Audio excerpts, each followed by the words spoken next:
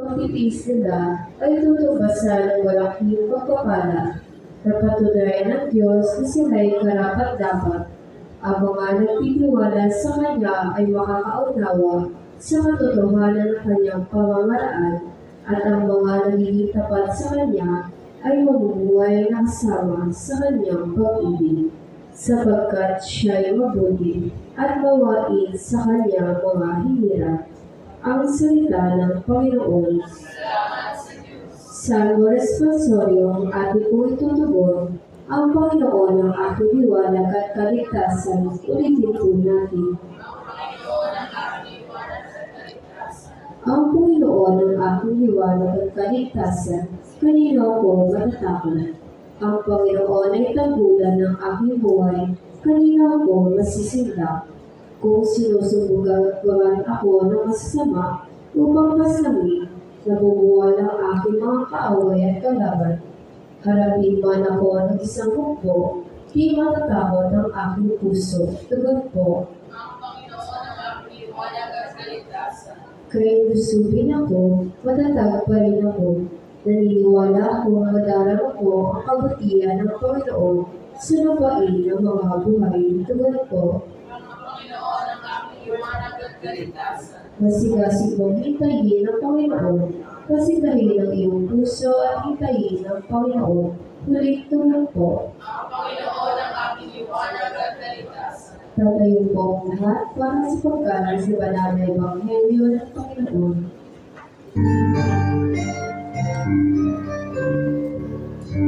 Hallelujah, Hallelujah,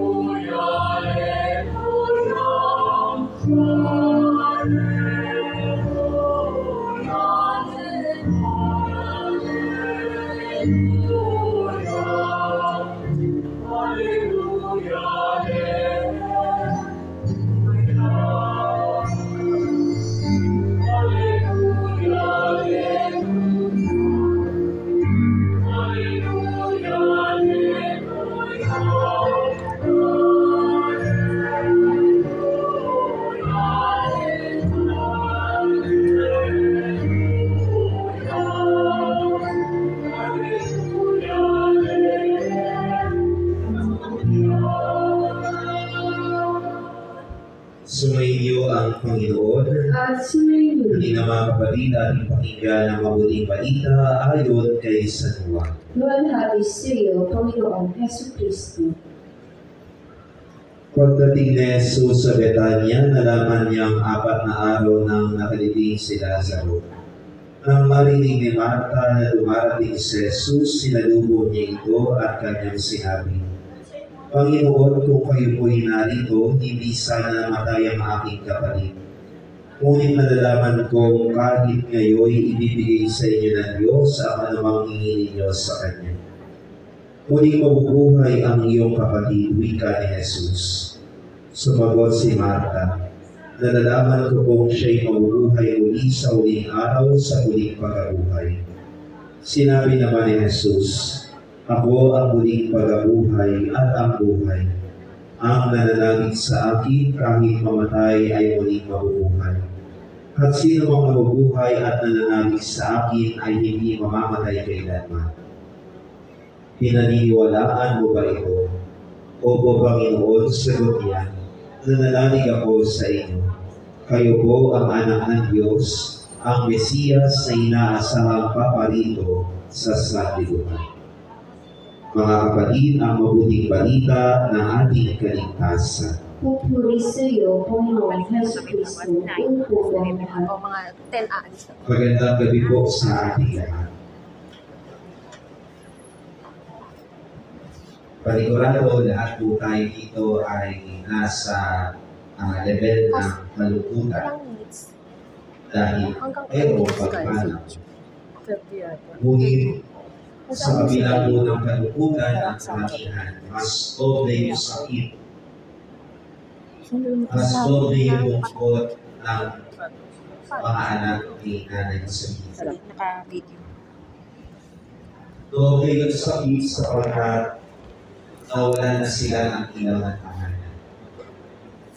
Doble yung sakit sapagkat yung isa sa unang sumuporta, unang umalaga, at unang umalinga sa kanyang mga anak ay umisa na.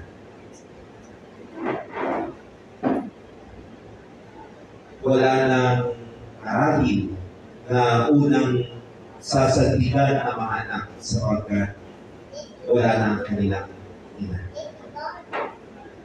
Doble yung sakit sapagkat yung taong nakararamdam ng iyong kalungkutan, unang nakararamdam ng iyong kalungkutan sa buhay, unang nakararamdam ng mayroon kang pinagdaraanan ay nawala. Doble yung sakit para po sa mga anak sa pagpanaw ng kanilang minamahal na ina. Ngunit, sa ganitong kalagayan, mabuti pa rin ang Diyos. May awa pa rin ang Diyos. Father, bakit may awa pa rin ang Diyos? Bakit mo sinasabing mabuti pa rin ang Diyos? Sapagkat His plans are better than our plans. Ang kanyang plano, ang kanyang panukala, ang kanyang nais para kay Nanay Josefina ay mas maganda kaysa sa ating mga plano para kay Nanay. Kung inalagaan po natin si Nanay Josefina sa buhay na ito, mas aalagaan ng Diyos si Nanay Josefina.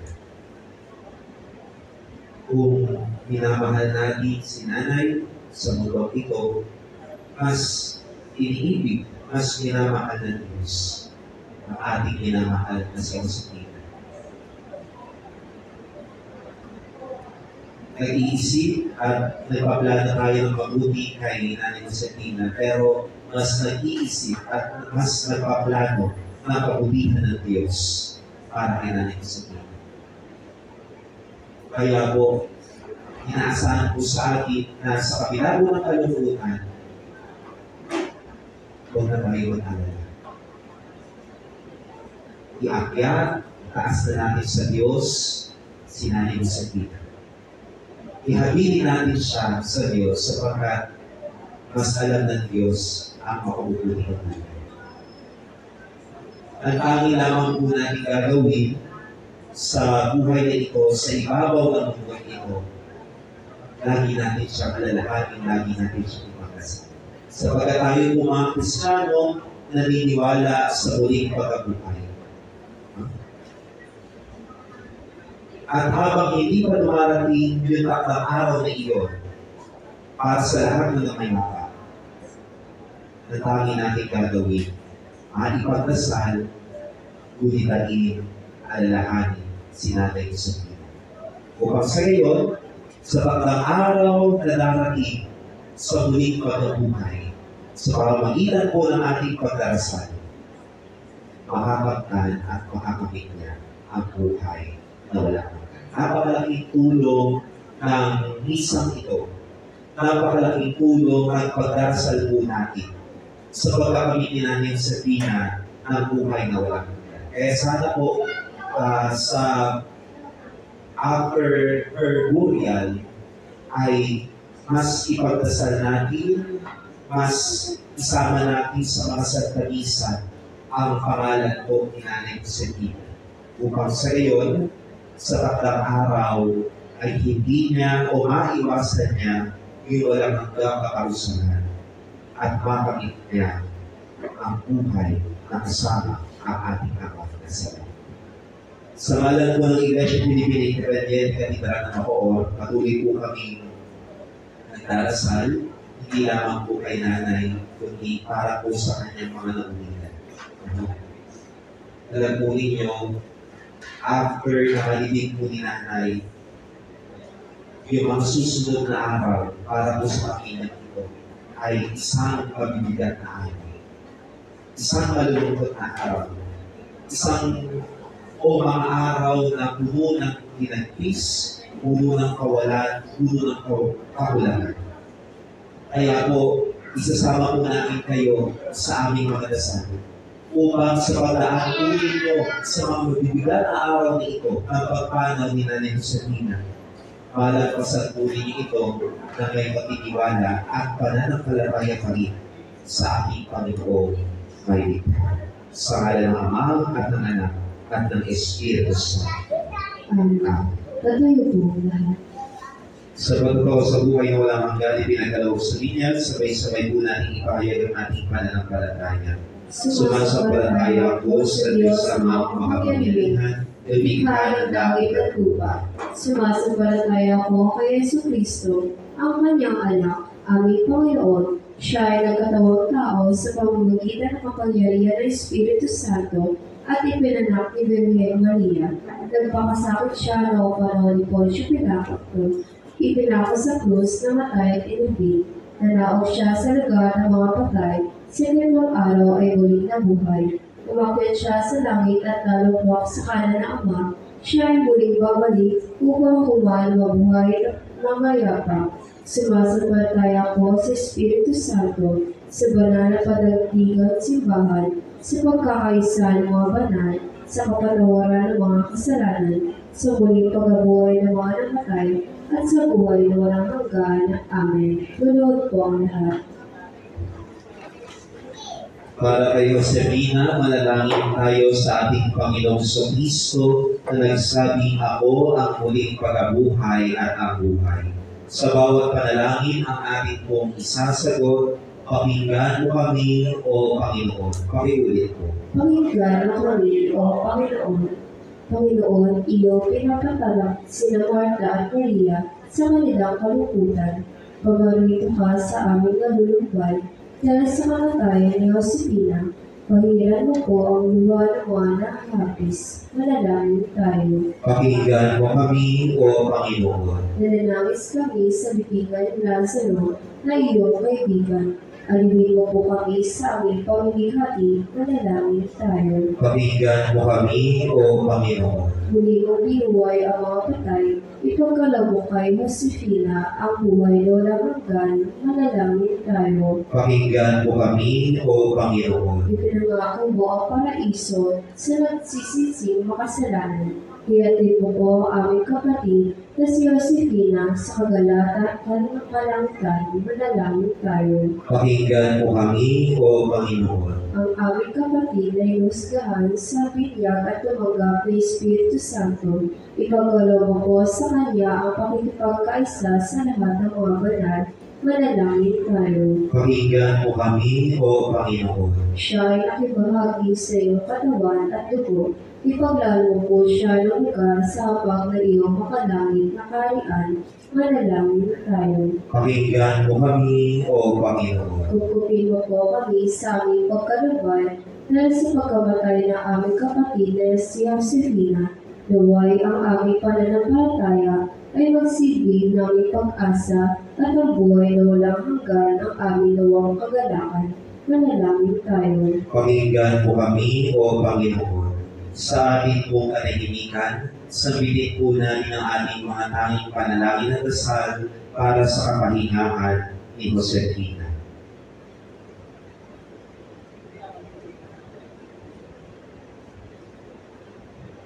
Manalangin tayo. Panginoong Jesucristo, inianghabili namin sa iyo si Josefina na isinilang muli sa pamamagitan ng tubig at Espiritu sa binya. Ipagkaloob mo ng kanyang kamatayan ay makapagulitas sa amin ang iyong tagumpay sa kamatayan at magsilbing pagkakataon sa amin upang mapanibago ang aming pagtitiwala sa pag-ibig ng iyong Ama.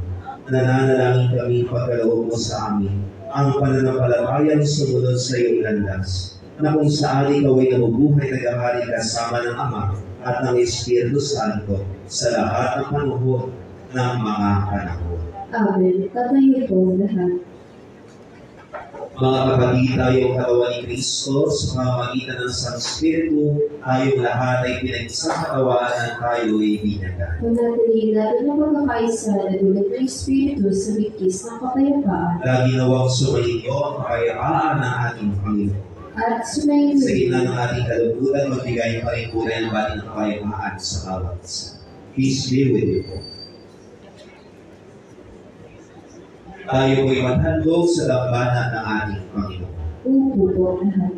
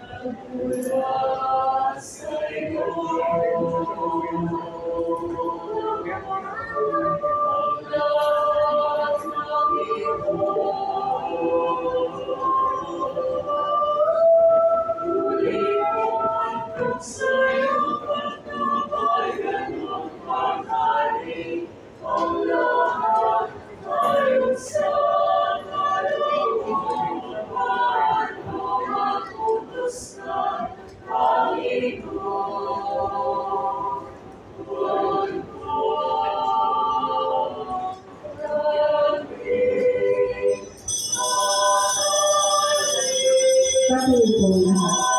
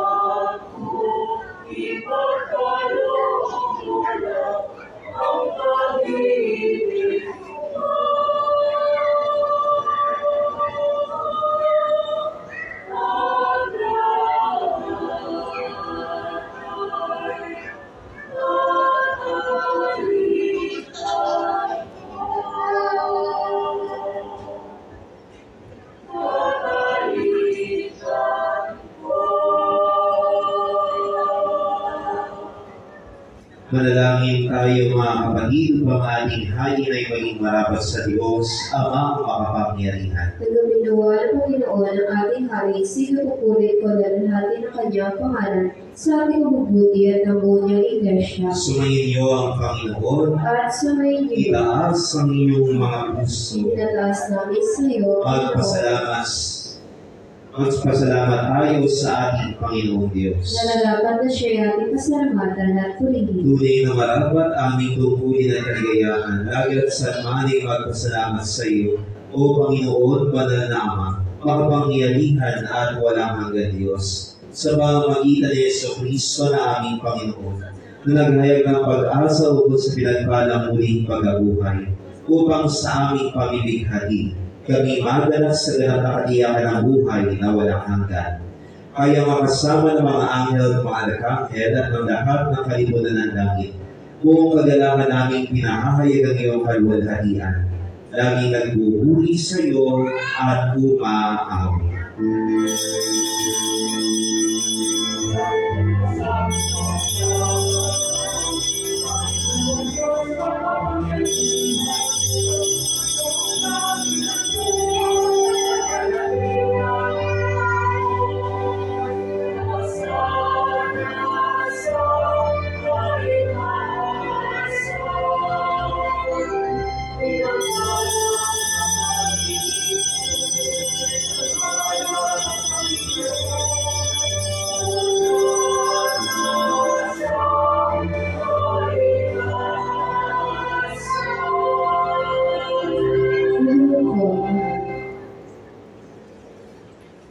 Nagpapasalamat kami sa iyo, O Panginoon Diyos, sa iyong kabutihan at pag-ibig na iyong pinabati sa pagdala, sa pagtawag sa Israel upang maging iyong bayan, sa salitang iyong biniiwan sa pamamagitan ng iyong mga propeta, at pinakamahalaga sa lahat, ang pagkakatawang tao ng salita, si Jesus ang iyong anak. Ipinadala mo siya sa pamamagitan ng Birheng Maria upang maging tagapagligtas ng daigdig. Sa Kanya, iniligtas mo kami mula sa kasamaan at tinulutang maging karapat-dapat na manatili sa piling mo. Sa pamamagitan din niya, hinamon kami mula sa kaliliman ng pagkakamali, tungo sa liwanag ng katotohanan, mula sa kasalanan tungo sa kabanalan, at mula sa kamatayan tungo sa buhay. Nagawing bago siya ipinagkanulo upang mag-usat mamatay, ang ating Panginoon ay kumuha ng tinapay. At nang siya'y makapagpasalamat sa iyo, ito'y kanyang piniraso at binigay sa kanyang mga alaga at sinabi, "Kunin ninyo ito at kanin. Ito ang aking katawan na ipinagkakaloob ko para sa inyo." Panginoon ko at Diyos ko,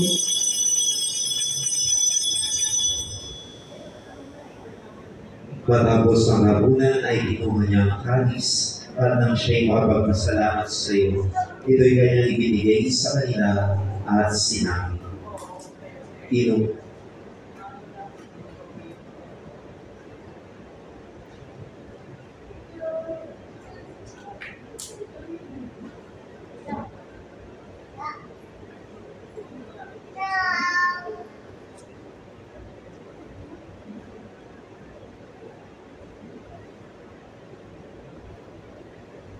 Huwag po kayong mahinga.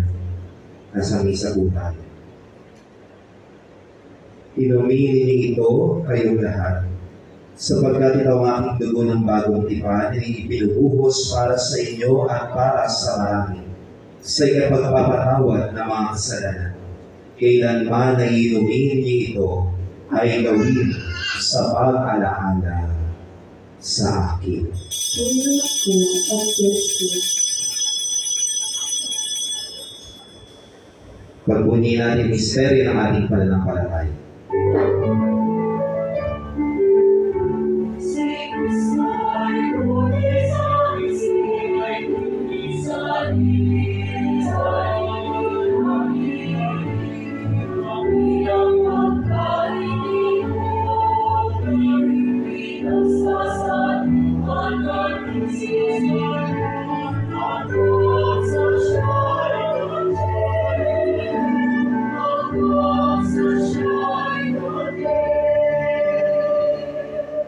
Iniaalay namin ang sakripisyo ng pagkulit para salamat sa iyo, Panginoon ng lahat. Inihandog namin mula sa mga kaloob itong tinapay at alak. Nananalangin kami o mapagmahal na Panginoon na iyong isulong iyong Espiritu Santo upang pakawanagin ang mga handog na ito. Nang ang mga ito'y maging sakramento ng katawan ni Kristo at dugo ng bagong tipan. Tulutan mo makisa kami sa iyong anak sa kanyang sakripisyo. Sa pamamagitan niya, kami naway maging karapat-dapat matapos pakabanalin ng Espiritu Santo. Sa pagsapit na takdang panahon, ay maisalali lahat ng bagay sa pagkakailalim kay Kristo.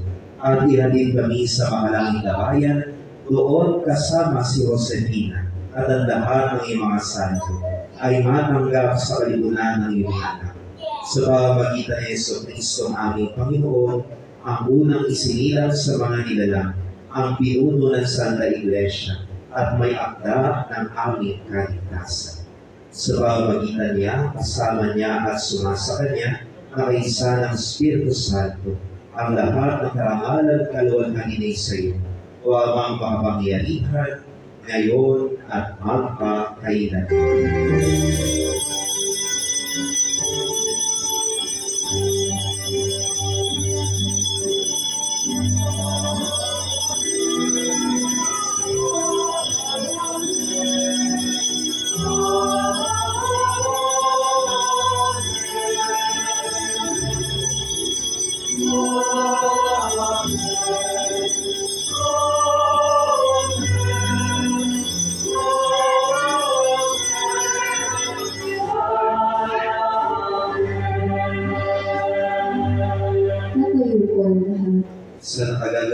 utos ni Jesus, manalangin tayo sa ating Amang nasa langit.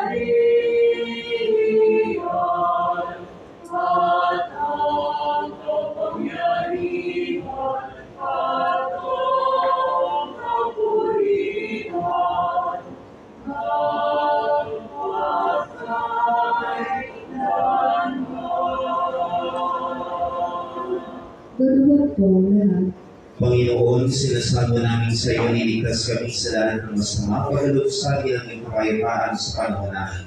Sa tulong ng iyong awa, ilayo kami sa pagkakasala at ligtas sa ligalig. Sa pamamagitan ng iyong anak na si Jesucristo, ang aming Panginoon. Na nabubuhay at naghahaling kasama ng Espiritu Santo, isang Diyos ngayon at magpakailanman. Amen.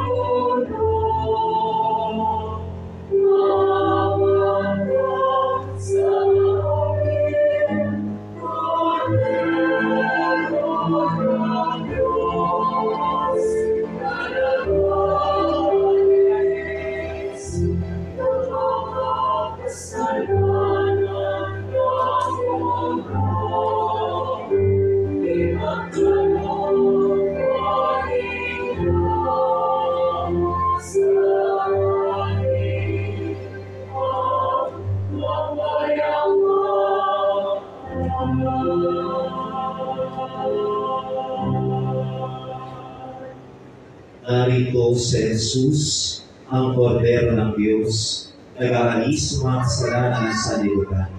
Mapapalad ang mga tatanggap sa Kanya. Panginoon, hindi ako karapat-dapat na magpaluwi sa iyo, ngunit sa isang salita mo lamang ay gagaling na ako.